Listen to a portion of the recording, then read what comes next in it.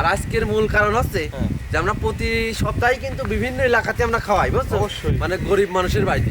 আর আজকে হচ্ছে এমন একটা আয়োজন আমরা করতে যাচ্ছি একদম আমাদের নিজের গ্রামে। কোথায়? নিজের এলাকায়। আজকে আমরা চাচ্ছি আগে সেই দেখো। আজকে খাবে মনে করো আমাদের গ্রামের ধনী গরিব মানে কোনো বিধাভেদ নাই, বুঝছো? ঠিক আছে। সবার জন্য আজকে আমরা বিশাল বড় একটা আয়োজন করছি। তো এই যে দেখতেই পারতেছেন একদম ভ্যান বুঝাই করে মাল মাটি নিয়ে চলে আসছে বাইরে। হ্যাঁ।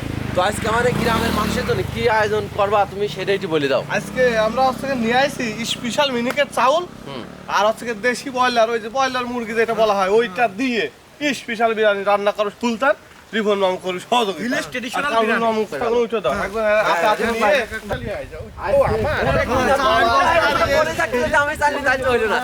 আজকে হচ্ছে আমরা চাউল কিনছি 60 কেজি, বুঝতে পারলি? আর মুরগি কিনছি একদম ফুল 1 মণ 40 কেজি। আর মশলাপাতি বাজার কি দারুণ তো হইনি আজকে। কেমন ভাই?